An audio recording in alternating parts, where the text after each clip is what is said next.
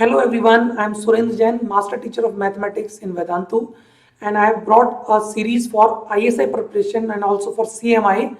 As I promised in my last session that we will be discussing more about recurrence relation. So I will be taking few examples to tell you the importance of recurrence relation, how to form recurrence relation and how to solve the questions.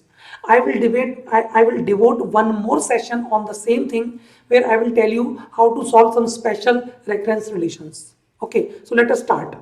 So what is recurrence relation? A recurrence relation is an equation that recursively define a sequence whose next term is function of the previous term or terms. For example, if my sequence is A1, A2, A3 and so on up to AN. So here if every term like A2, A3, if they depend upon how their previous terms were. Okay, so that is the meaning of recurrence relation. I am saying that my next term will be derived or formed based upon some property on its previous terms. For example, AP. It is also a kind of recurrence relation because here what we are doing, we are adding a constant number to every term to get the next term. Same goes for GP. But there is a possibility that next term or maybe nth term is dependent upon last two terms. For example, Fibonacci sequence. As we know, if first two terms are 1, 1, the next one will be 2, then next will be 3, then 5, and then 8 and so on. So what we are doing, we are adding two terms to get the next one. Then 1 plus 2 is equal to 3. Then 2 plus 3 is equal to 5 and so on. So here if my an is the nth term, here an will be equal to an minus 1 plus an minus 2.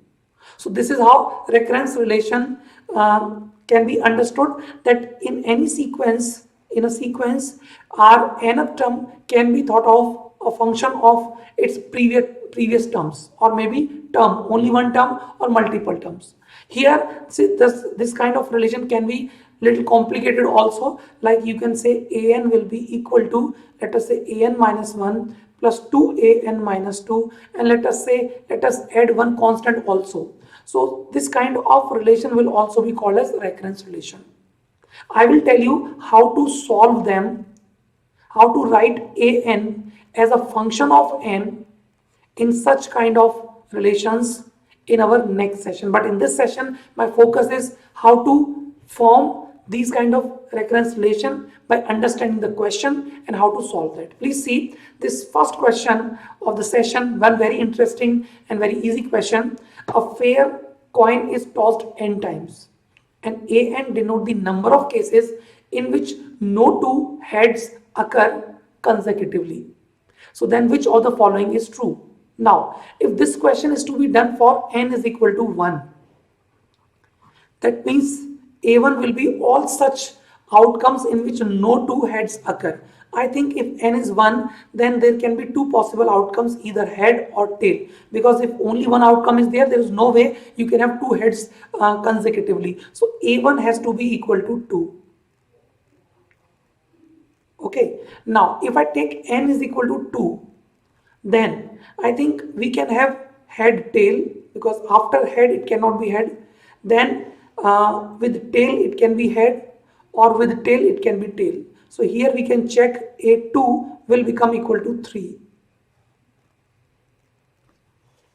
Okay, so it seems that if we keep on calculating, I think we have to make the cases, like for n is equal to 3. If we do this, okay, I think you can make the cases. That is also not very difficult, but for smaller numbers only. Like for n is equal to 3, if we start with h, the next has to be t, because no two heads occur consecutively. Then next one can be either head, or next one can be tail also. So these are two cases. But if you start with head, you start with tail, the next one could be tail or next one could be head. If next one is head, then last one has to be tail only. But if it is tail, then you can have option of having both of them, head or tail. So 1, 2, 3, 4, 5. So I think A3 will become equal to 5, isn't it? But if I have to find A7 or A10, then I think it will become little difficult to conclude how much will it be by making cases. Then how we can do it? Please listen carefully. Suppose I am just going to count AN. Okay, AN means among these AN, my first outcome would be either T or it will be H. Okay, now if it is T, I think remaining n minus 1 outcomes can be thought of as an minus 1, yes or no? Because if it is T, my next outcome can be T also, next outcome can be H also. We are free to choose if my first outcome is T.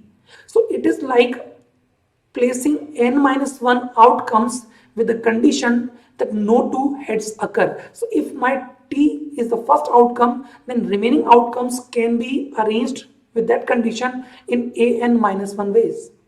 But if it is H first, then as we know, no two heads occur consecutively, so next one has to be tail. And then once again, remaining n minus 2 outcomes can be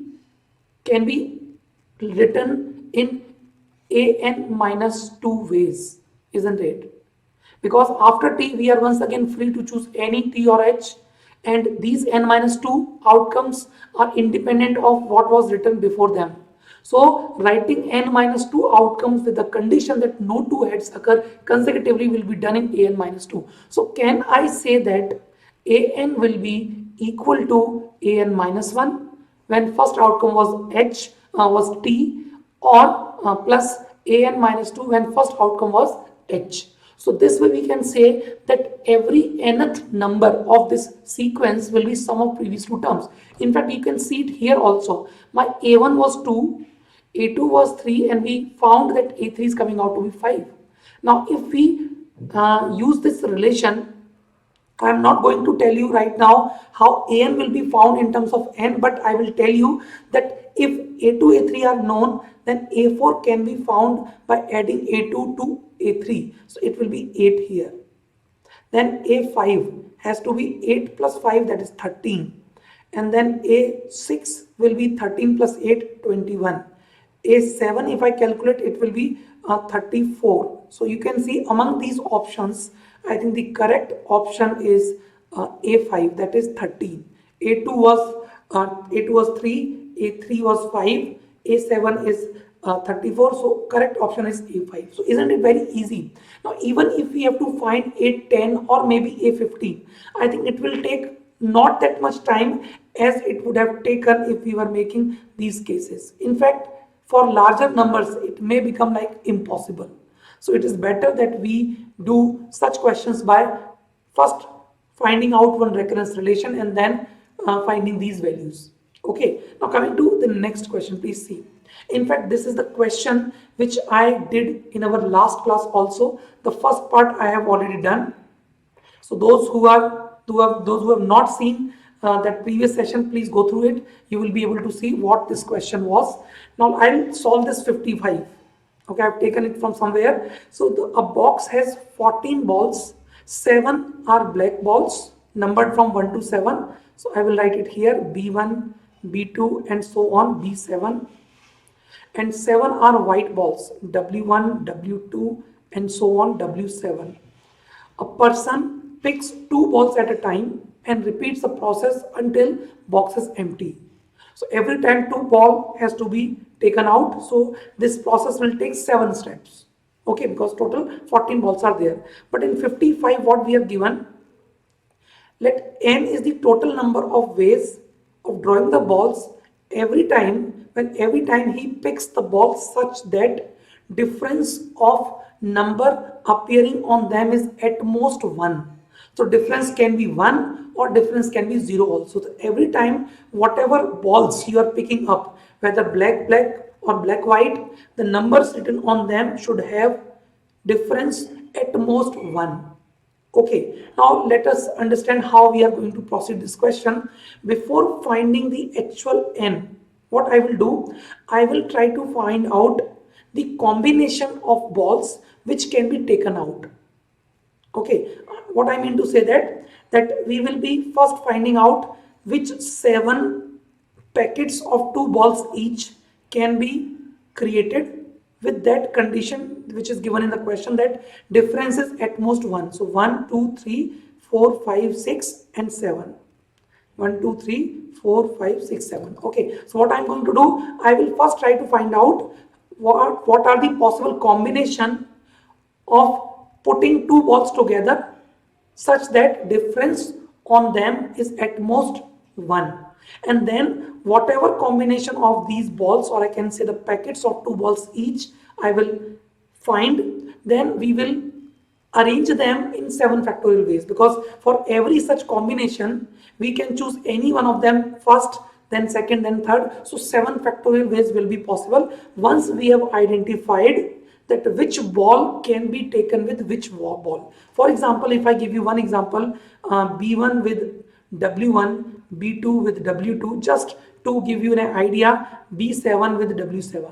So that is one of the possible combination of 2 balls taken at a time. But after making the combination of 2 balls at a time, it is you to decide which combination you will take first, or which packet you will take first. So that will be done later in 7 factorial ways. So first my focus is only to figure out how many ways are there to combine 2 balls at a time with that condition. Let me call this number of ways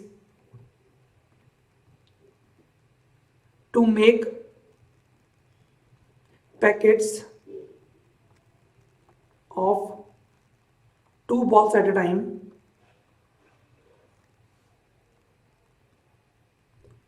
with this condition, with the condition given,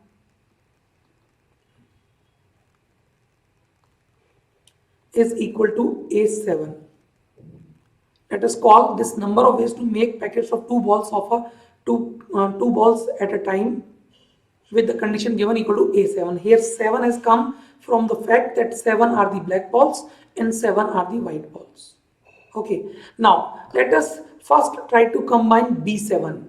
Okay, so my B7, as you know, difference can be at most 1. So if difference is 0, I think B7 should go with W7 only. Okay, so in this case, if B7 is going with W7, then remaining 6 black balls and remaining 6 white balls will be combined with the same condition, and I think this will be done in how many ways? 1, 2, 3, 4, 5 and 6. I think these combination of 2 balls at a time will be done in A6 ways, isn't it? Because now it is the same situation, just difference is that we have 6 black balls and 6 white balls. Now similarly, the other situation can be that my 7th black ball can go with 6th black ball. Okay, but in this case, think about it. If 7th black ball has gone with 6th black ball, then for white 7th white ball, there is only one option to go with, that is 6th white ball. Because if it is not going with 6th white ball, then W7 has to go with either B5 or W5 or lesser number balls, then difference will be greater than 1. So that is not allowed. So I think if B7 is with B6, then W7 has to be with W6. So you can see in this case 2 balls with number 6 6 and 7 7 has already been they have combined, and now I am left with 5 white balls, 5 black balls. Okay, and this will be done in how many ways? I think A5 ways, isn't it? Now there is one more possibility, and that possibility is that B7 goes with W6, but even then I think W7 will have a choice to go with only B6, isn't it? So once again 5 balls are remaining of each color, and this will again be done in how many ways? A5. So if it is clear, I think we can very easily now write that my A7 is going to be A6 plus 2A5. So that is the recurrence relation here, and it is not for n. It is only to combine two balls at a time, and then 7 factorial is to be multiplied. Okay, now how we will do this question, let us see. So what we have done so far, I think we have found that A7 will be equal to A6 plus 2A5. Now similar to that, I think we can say that A6 will also be A5 plus 2A4. Okay, now there can be two ways that use this A6 into this A7, and you will find the relation of A7 with A5 and A4. Or we can start from the lower numbers, and we can start with first A1, and A1 means there will be one black, one white, and I think combining them there is only one way. Then A2, let me write it here also, B1 W1, only one way. Then A2 means there will be two black, two white. I think how I can do that, this black one can go either with, it can go either with black 2, this black one can either go with W1, B1 can either go with W2. I think B1 has 3 combinations, because every time difference is at most 1, and then remaining 2 balls will also be, having will be satisfying the same condition. So it seems A2 will be equal to 3. So A1 is 1, A2 is 3. Now using this, I think if we understand this recurrence relation here, then we can find that A3 would be, let me use this space to do the calculation. A3 would be A2, that is 3, and plus 2, so that will be 5. Then A4 will be A3, that is 5, plus 2 times A2, that is 6, hence it will be 11. Then A5 will be A4, that is 11, plus 2 times A3, that is 10, hence it will be 21. Similarly, A6 will be A5, that is 21, plus 2 times A4, that is 22, so it will be 43. And then A7, so it will be 43 plus 2 times 21, that is 42, hence it will be 85. Okay, so we have got A7 as 85, and we have to find n. N will be 85 into 7 factorial. In fact, we were looking for n upon 6 factorial, so this will be like this, and I think 85 into 7 will be the answer. How much will it be? 7 into 5 is 35, 7 to 8 is 56, 56 plus 3, 595. I think that should be the answer of this question. Okay. Now coming to this very interesting question, it says using the digits 0, 1, 2, 3 and 4, number of 10 digit sequences can be written so that difference between any two consecutive digits is 1 is equal to k. Then we have to find k upon 100. Okay, see how we can do this question, but to understand first this, let us not find directly 10 digit sequences. Let us try to find 2 digit sequences first, and let us call such numbers as T2. Okay, in such T2, I think we can choose any 2 consecutive numbers, 0 with 1, and then we can make sequence either 0 or 1 0 also. Here we are talking about sequences, so my first digit can be 0 also, please understand. Similarly, if we choose 1 2, then it can be 1 2 or 2 1 also. Similarly, 2 3, then 3 2 also, then 3 4, then 4 3 also. So here you can see my T2 will be equal to 8. Is that okay?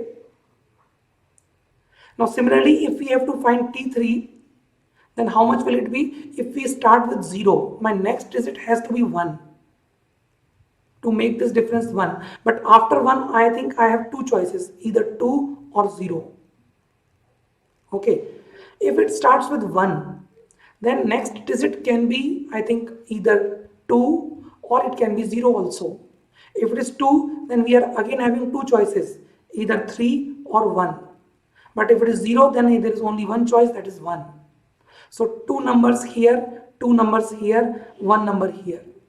But isn't this very long way to do such questions? Okay, maybe T3 we can find out, but As number of digits in the sequence will increase, this calculation will become very, very difficult. So to do this question, we have to find some other way, and that is the recurrence relation. Please see how. Here what I'm going to do, I will be defining certain category numbers with in different ways. Please see how. Let me call an as number of those numbers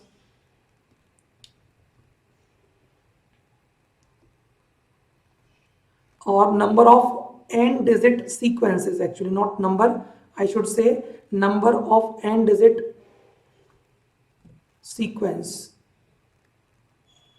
ending at 0. So my sequence, if it ends at 0, I will call this number under the category an, and all such numbers I will count as an. But please listen carefully. If I count 0, you can see for 0 the number with difference of 1 is only 1, and same is with 4 also. For 4 also the number which bear a difference of 1 is only 3. So whatever you will get for 0, same we will be getting for 4 also. So I think an then will also be number of n digit sequences ending at 4. An is the number of n digit sequences ending at 0 or 4. They will be same. Okay. Similarly, let me define Bn as the number of n digit sequences ending at 1. Then ending at 3 will also be same in number. So we can call Bn also as number of n digit sequences ending at 3. And then Cn. Cn is number of n digit sequences ending at 2.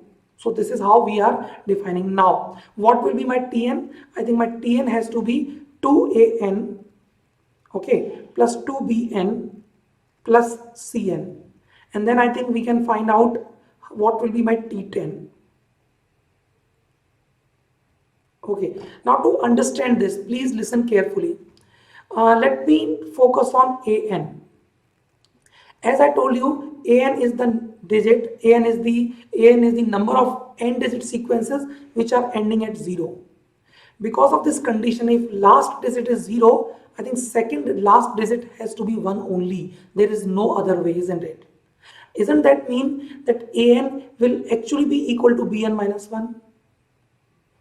Okay, because if last digit is 0, second last digit is 1, and because there were total n digit including this 0, then leaving this 0 we will be left with n minus 1 digits, and whose last digit will be 1. So every bn minus 1 will be able to give me number in an just by appending 0 in the end. So an will be bn minus 1. Okay, now coming to bn. Please see how bn can be thought of. My bn will have last digit to be 1. So if its last digit is 1, so second last digit will be either 0 or it can be 2. That means if I ignore this last digit number, all such numbers will be there in how much, in what category? I think either an minus 1 or cn minus 1.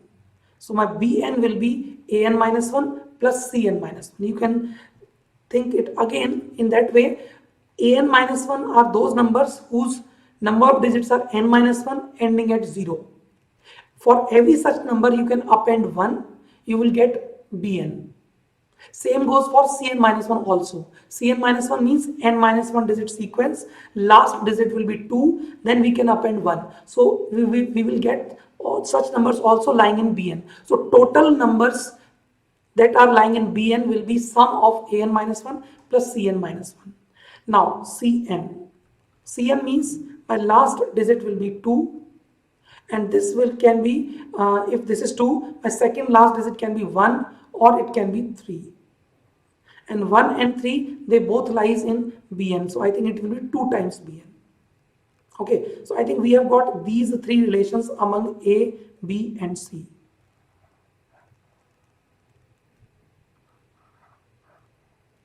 Okay, I will use this space because I need this slide only to refer these results. So please see what I am going to get as Bn. My Bn is an minus 1 plus cn minus 1, but because an is bn minus 1. So an minus 1 can be written as bn minus 2. Is that okay? If an is bn minus 1, then an minus 1 will be bn minus 2. Then cn minus 1. Because cn is 2bn, it is bn minus 1 here. It is 2bn minus 1. So because cn minus 1 is 2bn minus 1, so here this cn minus 1 will be 2 times bn minus 2. So we have got one very interesting result that bn will be actually equal to 3 times bn minus 2. Okay, bn is equal to 3 times bn minus 2. Let me write it here also. Bn is equal to 3 times bn minus 2. Now, let us try to derive such relations for A and C also.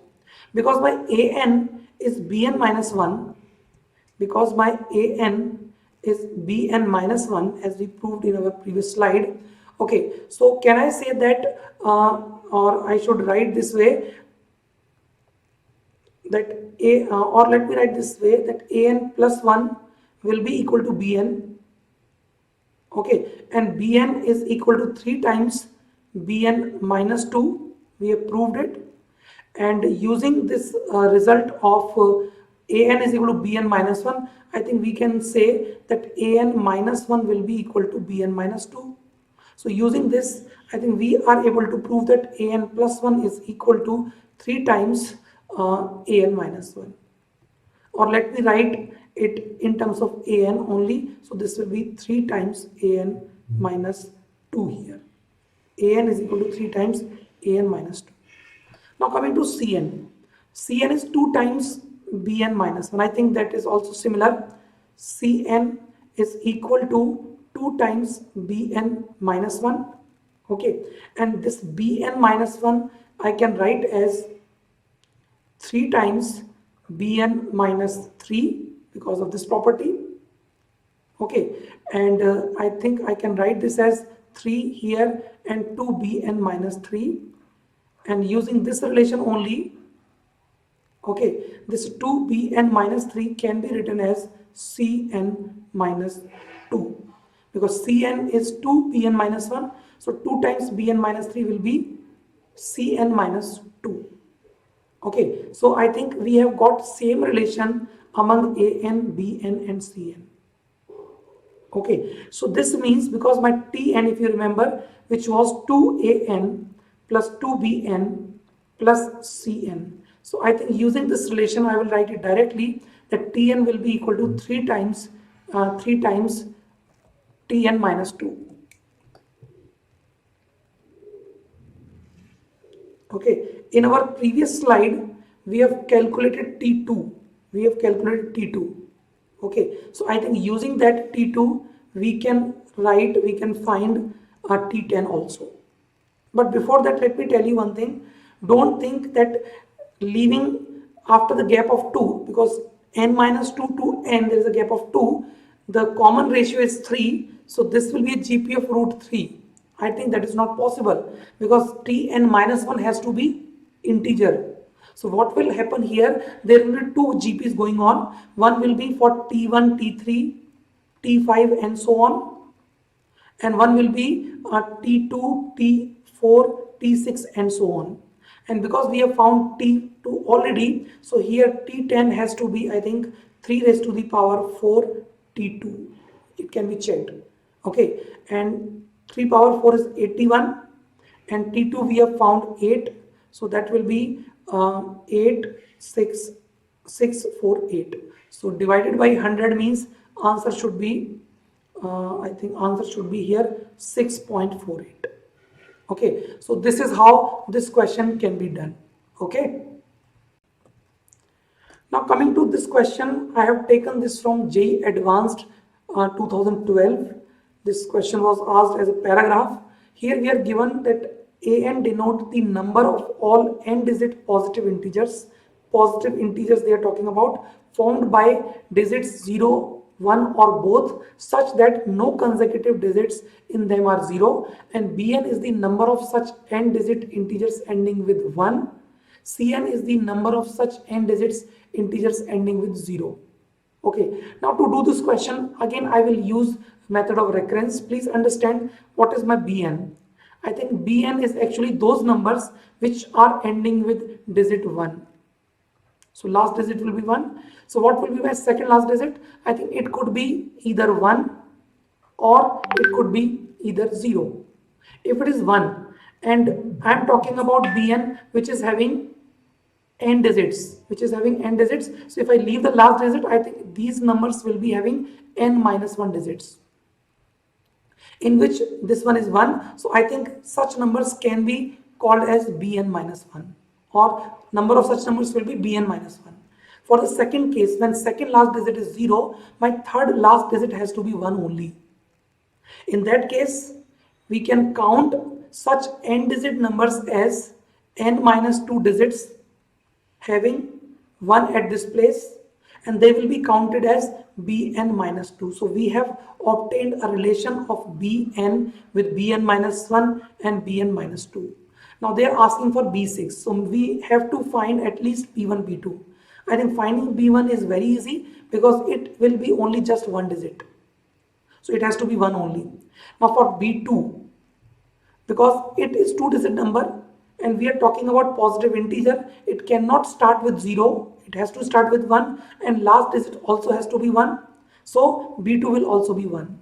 Now for B3, though I can use B3, we can find B3 using this relation, but you can check whether we are getting this 2 or not. My last digit will be 1, first digit will also be 1, because then only I can have 3 digit number. So I have an option. I have option only to select my middle digit, which can be 0 or 1. So 2 options, so B3 will be 2. So you can check my formula is working well. So my B1 is 1, B2 is 1, B3 is 2. So B4 will be 2 plus 1, 3. B5 will be 2 plus 3, 5. And B6 will be 3 plus 5, 8. And they are asking for B6. So answer will be 8. Now there are other options also. A17, C17 and so on. So I think we may require to find a relation among C also. So first let us write that relation which we obtained in our previous slide. Bn is equal to Bn minus 1 plus Bn minus 2. Now to find Cn, okay, I think our last digit has to be 0. And because last digit has to be 0, second last digit has to be 0. Otherwise, 2 consecutive digits will become 0, 0. And if this is n digit number, okay, so ignoring this 0, this number can be understood to be lying in Bn minus 1. So the Cn will be equal to Bn minus 1. It is very much similar to that question 0, 1, 2, 3, 4. You can also think of that Bn minus 1 will be all such numbers which are n minus 1, which are having n minus 1 digits and ending at 1. So by appending 0 in the end, we will get Cn. So that will be my Cn. Now using this Bn equal to Bn minus 1 plus Bn minus 2, and this one, I think we can obtain a relation among Cn also. How? Please see. Because Cn is Bn minus 1, I think this relation we can write this as Cn plus 1. Tell me, can I write this also? Cn plus 1 will be Bn. So Bn is Cn plus 1. Bn minus 1 is Cn, and similarly Bn minus 2 will be Cn minus 1. So I think I can say that Cn will be Cn minus 1 plus Cn minus 2. Same relation as we are getting for Bn. Okay, and here this An has to be Bn plus Cn. So adding these two, I think we will get An minus 1 plus An minus 2. So you can check. A seems to be correct, but if it was multiple correct question, though it was not, I think we have to verify whether other 3 options are wrong or not. So please check. C17 it says C16 plus C15, but they are saying not equal to. But I think as per our this relation it has to be equal to, but they have said not equal to, so this is wrong. Same I think goes for this also. It is saying B17 is equal to B16 plus C16. Actually, B17 is equal to B16 plus B15. But B15 can be written as C16. So if I write B15 as C16, this will also be correct if it is equal to sign. So this is wrong here as well. Now coming to this one, A17 is equal to B16 plus C17. Actually A17 will be B17 plus C17. So if this is to be true, I think we will require this B16 to be equal to B17. But I think that is not possible, as B17 will be B16 plus B15. So all these options are wrong. So only correct option is this A. Okay, now coming to this one very interesting question. It is question based on Tower of Hanoi. It says a tower of n circular discs of different sizes is stacked on one of the three given pegs. I'll call this as peg 1, this is peg 2, this is peg 3. In decreasing size from bottom towards top, as shown in the figure. The task is to transfer the entire tower to another peg by a sequence of moves under the following conditions: that each move carries exactly one disk and no disk can be placed on the top of a smaller one. So the question is, suppose this is the smallest disk. So in first move, suppose it is placed here. Okay, then we cannot place the second smallest disk on the top of this disk which is on the peg 2. We have to take it here. Otherwise, it will be violation of the second step, second condition. So this is how we have to do it. And now they are saying for n greater than or equal to 1, let an denote the minimum number of moves needed to accomplish this task with n disks. Show that a1 is 1. I think this is one very much obvious. A1 1 means there will be just one disk here. Okay, and we have to place it on other peg. I think just one move will be required. So a1 is equal to 1 is done. Now we have to prove that a2 is 3 and a3 is equal to 7, and then an is equal to 2 times an minus 1 plus 1 for n greater than or equal to 2, and we have to solve this recurrence relation also. So first we have to establish this recurrence relation, and then we have to solve also this recurrence relation. So in this question I will tell you the idea how recurrence relations are solved, but this process I will deal in detail in our next session. Okay, so please understand, suppose there were only two disks in that peg number 1. So this is peg 1, this is 2, this is 3. So first we will be taking my first step. The smallest disk will go to the second peg. This is my step 1. Then the largest peg or the second disk will be moving to peg number 3 in this second step. And then this smallest disk will be put on the top of this largest disk in the peg 3. So there are 3 steps I require to take these two disks from this peg 1 to peg 3. So A2 will be equal to 3. I think that is what we were supposed to prove. Now they are saying A3 is equal to 7. To understand A3 is equal to 7, please understand we have taken 3 disks 1, 2 and 3. So first we will be moving this smallest disk and to this peg number 2, let us say. So this is my step 1, and then the second largest disk will be kept in this peg number 3. So that is my second step. Now you cannot move this largest disk to any of the other peg, otherwise you will be putting a larger disk onto a smaller disk. So that means I have to first remove this smaller disk to this third peg, so that this smaller disk will be on the second largest disk, you can say, and that is my third step. And now I will be taking this largest disk into this peg number 2. This is my fourth step. And now once again I will move these 2 disks to somewhere else, so that in the end I have these 3 disks kept like this. And how this can be done? Once again, this smallest disk from here will be going here. Okay, then second largest will be going on the top of this largest disk, that is in the second peg. That is my fifth step. Okay, in the fifth, this is fifth, this is sixth step, and in the end this smallest disk will be placed on the top of these two. So the seventh step will give you that all the three discs has been shifted to the second peg without violating these two conditions. So this is how for n is equal to 3, A3 will be equal to 7. Now to generalize it for AN, please understand this diagram once again. If you notice, suppose if I assume in the beginning that I was not having this third disk, let us assume this third disk was not there. So in my first, second and third step, I think we have moved these two disks in the exactly same way as we did for n is equal to 2 from peg number 1 to peg number 3.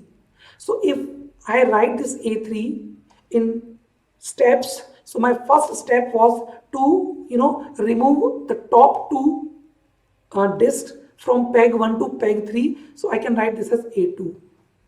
Okay, now I have taken one additional move where the largest disk has been moved from peg 1 to peg 2. That is my additional step. Now please listen carefully. After taking this step, what I am going to do, assume there is no disk at all here. This disk is not there. Assume this disk is not there. Now our next task is to move these two disks from here to here. Okay, with the same method in which A2 number of steps will be taken. You can see this is not moved at all. All the remaining steps, this is not moved at all.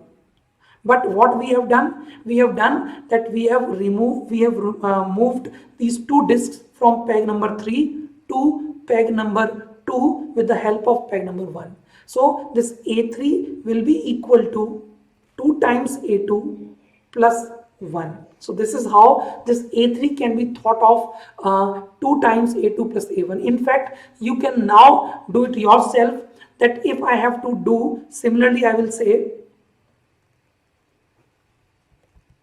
that if I have to remove the we have to remove the n disks from one peg to the another, it will be first an minus 1, then 1, and then an minus 1, same way as I've discussed here. So this will be 2an minus 1 plus 1. So that is the recurrence relation that we were supposed to prove. Now I will tell you how such recurrence relations can be solved. Here I will be telling you how an can be written explicitly in the terms of n only. So please see, my recurrence relation was an is equal to 2an minus 1 plus 1.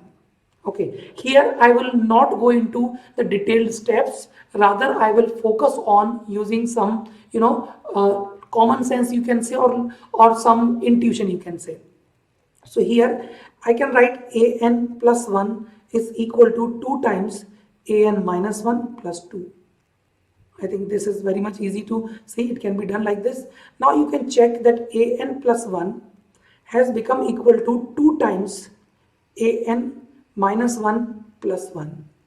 So did you notice that if I define another sequence, see A1, A2, A3 and so on, an were the number of steps needed to place n disks from one peg to the another using with the two conditions. If I define another sequence which is A1 plus 1, let me call that as B1, A2 plus 1, let me call that as B2, and so on, an plus 1, and let me call this as Bn. Then can you see that this Bn will be equal to 2 times Bn minus 1, and this is forming a GP. Very easy, isn't it? And we have already found that A1 was 1, so B1 will be equal to 2, and hence this will be a GP in which first term is 2, common ratio is 2. So can we say that directly that Bn will be equal to 2 raised to the power n. 2 raised to the power n can be checked. Okay, and so we are looking for an plus 1 was Bn, so an will be equal to 2n minus 1. And now you can again verify that whatever we have got so far, like A1 was 1, A2 was 3, A3 was 7, and they all are satisfying this formula. Now such things, though in this question it was very much easy to see, but it may not, if it was not 1, it was some other constant. So the ideas behind all such recurrence relation I'll try to bring in our next session. I will try to take as many possible recurrence relation and I will try to solve them in our next session. So that will be the agenda for next session. So now it is the time for teaser question. Okay. Dear all, if you are preparing for JEE Advanced or you are planning to prepare next year or next to next year, then Vedantu Eklavya is one big thing for JEE Advanced preparation in online domain. If you are aware, it is okay. Otherwise, please Google it. I will share with you one link of notice board where we are putting all information related to new batches coming up or new things going on in these batches. This is the QR code. These things are shared in the description box also. If you are going to write JEE Advanced this year, although now very small time is remaining, please join this Telegram channel. We will be sharing all sort of information, all important information regarding Eklavya batches for 2022. This is the QR code for the same thing. Similarly, if you are going to appear in JEE Advanced in 2023, then that is the link to join that channel, and this is the QR code. You can access this through description box also. Similarly, for 2024 aspirants, dear all, we have created solutions of JEE Advanced, KVPY, and also we are working on ISI CMI, which you can find in our YouTube channel, V Impact. We have created solutions question wise, and many questions you will find multiple solutions. So please do visit that channel to get these solutions. Now coming to this teaser question, it is again based on this recurrence relation only. This question says the n sectors for n greater than or equal to 1 of circle of figure are to be colored by k distinct colors. N sectors, k distinct colors, and k is greater than or equal to 3 in such a way that each sector is colored by one color and any two adjacent sectors must be colored by different colors. Okay, and denote the number of ways this can be done. You have to find A1. I think A1 is very easy to find. A2, A3, and then you have to find the recurrence relation for AN, whatever you think in terms of AN, AN minus 1, AN minus 2. Please try to do this and send the solution to us on this email ID eklavyaSupport@vedantu.com with the subject name teaser solution maths. We will check the solution, we will contact you, we will have an interaction with you, and whatever suitable batch we will be having for you, we will make you part of that. Okay, so that is all for today. Thank you so much. Bye everyone.